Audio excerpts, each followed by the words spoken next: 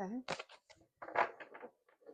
What are we starting with today? 2 cards. The High Priestess and the Tower. Some impending doom that you're aware of. Ugh. Or something that you know you have to let go of. You should trust your instincts. You should trust your intuition, whatever it's telling you. Let's keep going. We have the 10 of Cups literally jumping out. Interesting. 10 of Cups with the Tower and the High Priestess. Oh, if you're in a relationship or a marriage specifically, you might know that this is going to end not in a good way, or maybe something happened recently, or you knew that you were going to get divorced. Something like this, something where 111 on the clock right now. You knew you had to start over. You knew that it wasn't going to be forever. The 10 of Cups is usually forever.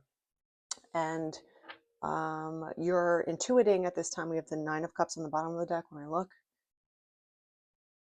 Oh boy. You're intuiting something that you don't want to know, right? That this is the problem when it comes to paying attention to what our intuition tells us. Sometimes we're going to learn things that we do not want to know, or we don't want to agree with. And that's what keeps us in relationships longer than we should with certain people, right? Sometimes you want to stick it out with good people, obviously, and you have to give and take, and there's some sacrifice involved with loving good people. But when it, I don't know, I'll keep going. But I'm not going to tangent right now. One more card. 10 of Pentacles. Part of running a business or even being in a relationship is knowing when to go further and or when to quit. Like you know that there's going to be a dead end here. There's you could try all the strategies with this person, and it's not going to go anywhere of where you want it to go. No matter how hard you work, no matter how diligent, no matter how intelligent, no matter how smart, kind, gracious, whatever you are to this person, sometimes it just does not click into place. There's something telling you that it's just not going to work.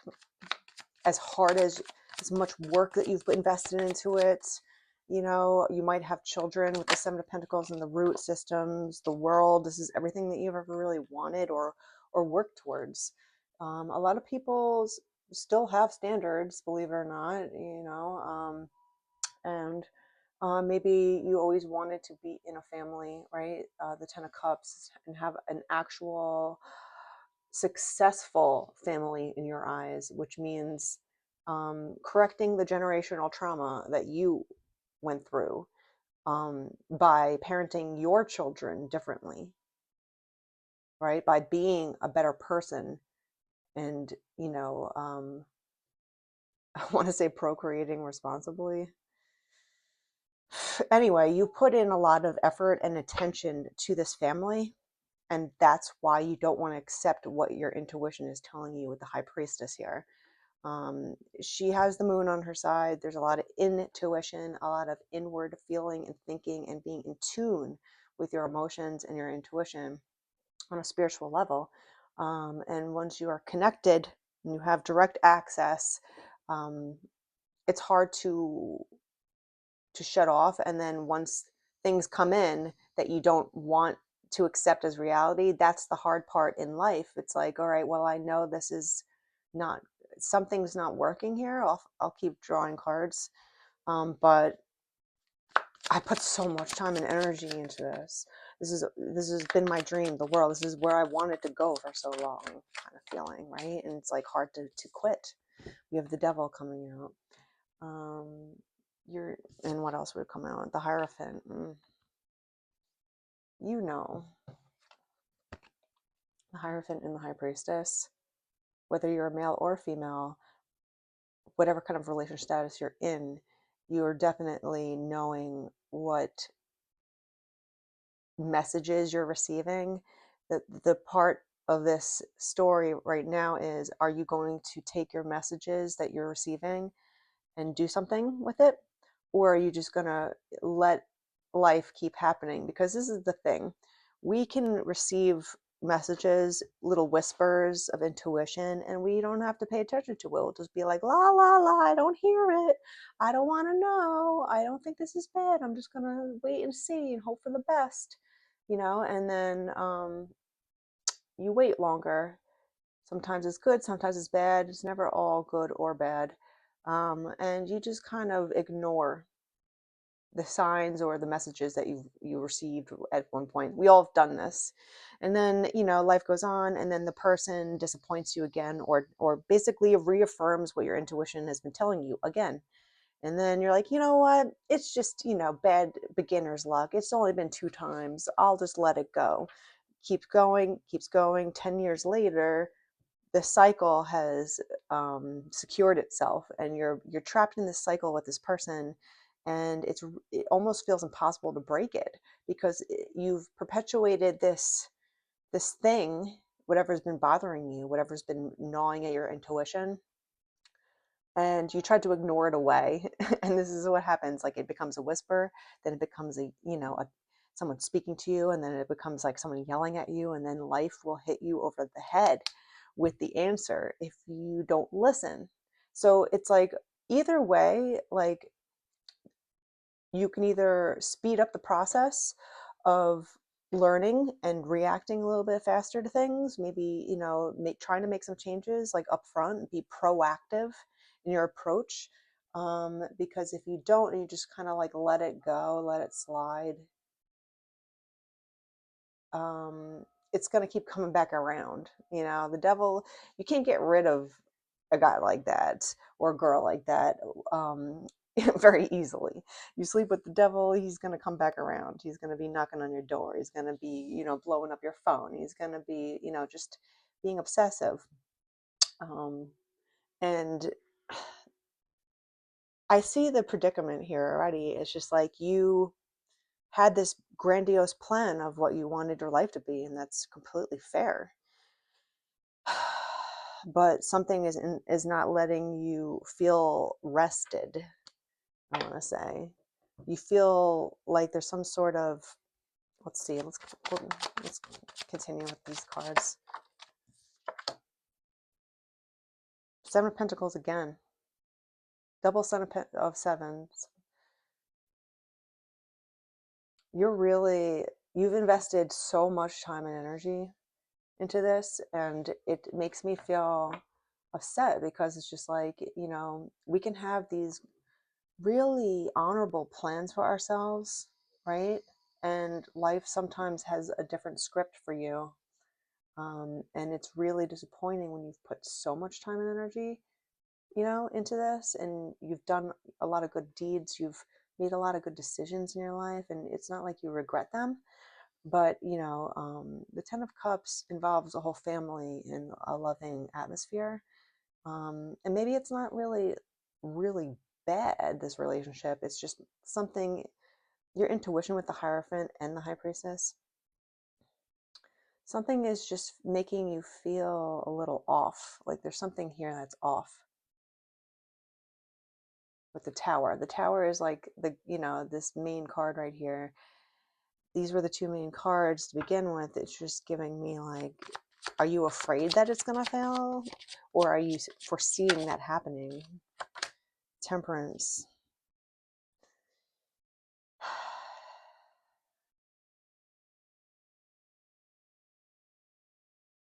You're going back and forth with your intuition versus practicality versus reality, and it's hard, because that's how we all learn intuition. We're going to doubt it. And you're going to doubt it a lot until you learn, that you can trust it. But the process of learning your intuition is doubting it, you know and then you'll know through a lot of mistakes, and that's how we learn. That's how we proceed forward. So The World again. So we have double World and double Seven of Pentacles. You see the issue here, you know, of how much time and energy you put into things.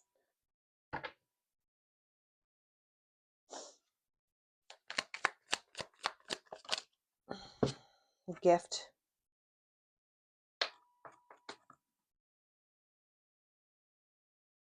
You can pour so many things into somebody, right? And be the bigger person and, you know, gift them and take care of them and, you know, in a lot of ways. And it still doesn't matter. That's the hard part of certain relationships. It still doesn't matter.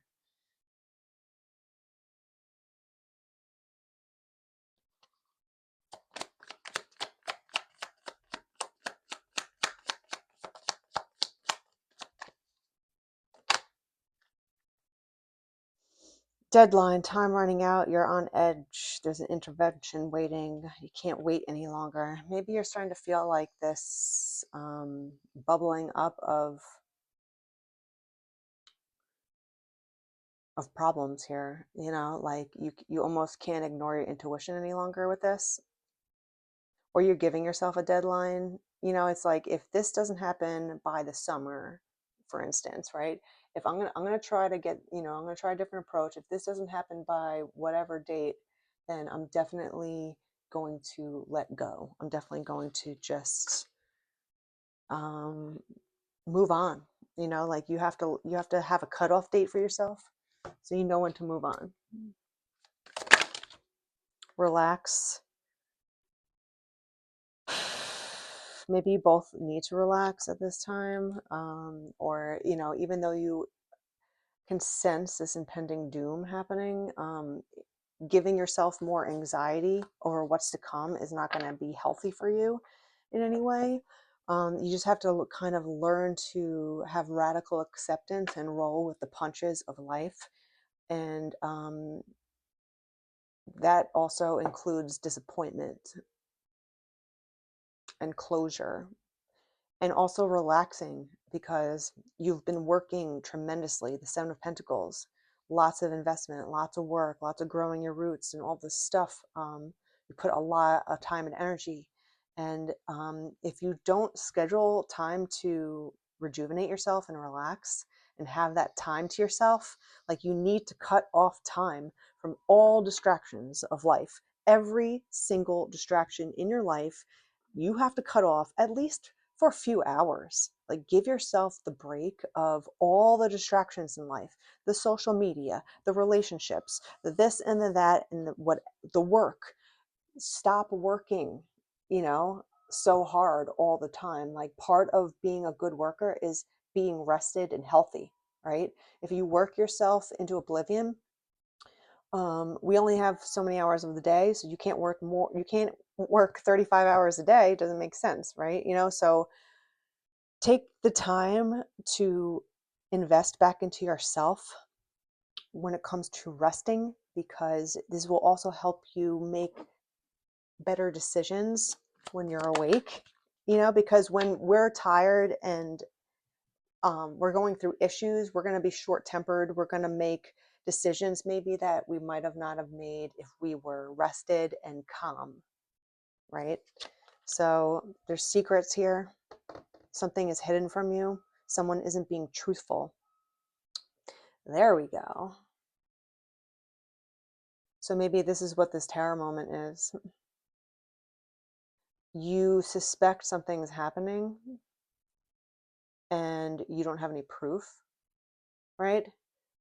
And that could give you extreme paranoia, anxiety, because your intuition's like screaming at you to be like, yo, this is not, I'm not in a good marriage, you know, or I'm not in a good relationship. And I could feel it. I could feel the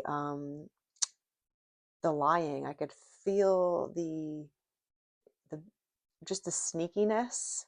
I could feel the energy change. If you've been around someone for years and years and years, and all of a sudden they start acting different, even if it's ever so slightly, if you're in tune with this person, if you are, and you're not ignoring each other, you're gonna feel the energy change. Like, you're gonna know something is up, and it's not gonna be good energy. It's not like happy or light. It's very heavy, it's very dark, it's very musty, smoky. Like you can't, it's very gray smokiness like around someone's aura. So you're just kind of like, what is up with you lately? You know? So you're suspecting something is happening here and you can't keep it in any longer. You can't keep it in any longer. That's what it is. Okay. Oh God, I'm sorry. Float in stillness. Meditation is the key to filling up with the joyous nectar of life. So we have medication. Meditation is medication. Absolutely. Just let yourself rest. Let your mind kind of just wander. Everyone thinks that meditation is about, having the ultimate blankness inside. Yes, that is the ultimate goal, for masters to achieve. But that doesn't mean that meditation doesn't work if you're not thinking anything. Like our minds are, we call them the monkey minds because our minds will just keep thinking and thinking and thinking, and going crazy and running around in circles, right? And you have to learn how to calm down, take deep breaths, calm down your nervous system, calm down your mind. That does not mean that thoughts are going to come and go. You just let them. And then once you keep letting, you just be like, oh, I'm thinking a thought. All right, let it go. Oh, another thought's coming into my head. Okay, let it go. And then this highway that's happening in your mind kind of slows down and it becomes like more of like a one lane road of thoughts. And then eventually you can find the space, even for a few seconds in between your thoughts, where you're fully present in your body and you're in your environment. And you're just witnessing what is happening around you. That's when you're present. You're not distracted by your inner thoughts. You're not distracted by your paranoid thoughts, your anxiety, your depression, your anger, what you're having for lunch, the work that you have to do in an hour, all the stuff. You have to learn how to cut it all off for the sake of your health. And that doesn't mean that you're being mean by cutting people off for like a couple hours. Give yourself a break. Give yourself the solitude to rest and rejuvenate yourself here. Because through the rest, your intuition grows even more and you're going to see things so much clearer anyway. So do it for yourself and hold on to that like it's one of your most cherished objects. Because if you can't rejuvenate and keep your health, at least try to, like we're all living in tumultuous times here and we're all on high anxiety. We all have problems, multiple problems, right? We're all going through some chronic trauma of things, of life. Everything feels shaky, but at the same time, just take the time to take a deep breath, and just refocus on if you're hysterical and you're walking around hysterical, you're perpetuating problems. Like be the change truly. That does not mean just because you meditate that you don't have a whirlwind of emotions that you're dealing with on a constant basis, that you're like just, sitting, floating on a cloud with no thoughts in your mind and body. No, we're all human. We're all going through a lot of things and we all have problems to deal with. So it's just about learning how to handle them in a way that doesn't hurt your health physically or mentally or spiritually, and also as a collective, when you go back out into the world, if you give yourself the space and the time, just for even an hour out of your life to just take a deep breath and recenter. Because once you go back out into the world, people are going to piss you off. People are going to cut you off. People are going to do this and that. And you're back in the game, right? So just learn to disconnect to be able to connect better. Because at this time, there's something here that's approaching that you kind of know that's going to happen here. And it's not going to be fun for you. So instead of being even more overwhelmed, be even healthier than you are. Keep progressing forward and improving yourself at this time. The Lord is disgusted with all who do wrong, but he loves everyone who does right.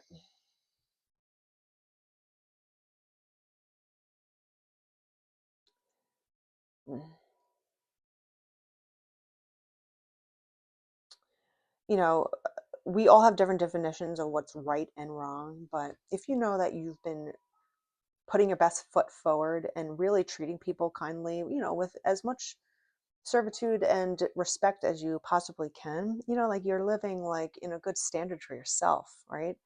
Um,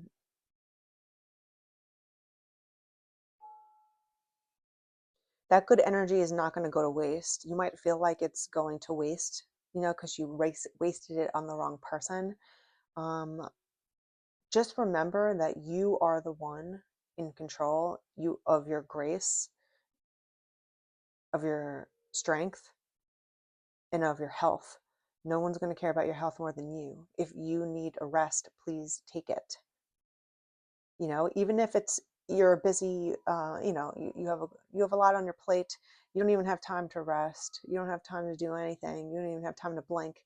Maybe there's a time when you're driving, where you can go without any music, quiet. Oh my God, and just be in the moment of driving. And I know I feel like a lot of motorcyclists might resonate with this, because it's like if you're being focused on just driving the motorcycle, like you're really being present with where you are. You're feeling the breeze, you're enjoying the scenery, or maybe you have someone on it with you, or whatever it is. Like you're becoming you're it's like a way of becoming present in the moment. So do that while you're driving, at least. Don't go off into your mind and start daydreaming.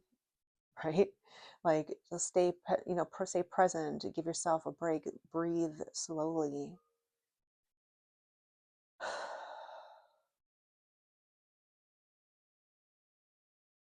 It's free. Your breath is free, and it is one of the only things that you have all the time that you can do to help you either relax or awaken yourself, depending on what you do. If you take slower breaths with a longer exhale, you're going to slow down your nervous system, right? If you take like really short breaths, like you're going to speed up yourself. You're going to wake up, like thinking yourself, if you were running, like you breathe in and out faster than what you would be doing when you were sleeping. So depending on what you want to do here, I think you need to go into your yin state and relax and kind of start breathing a little bit slower. Just do that for 5 minutes, and you'll be surprised. About 2222 on the clock. You'll be surprised at how balanced you feel and how centered you feel, even after 5 minutes. Um,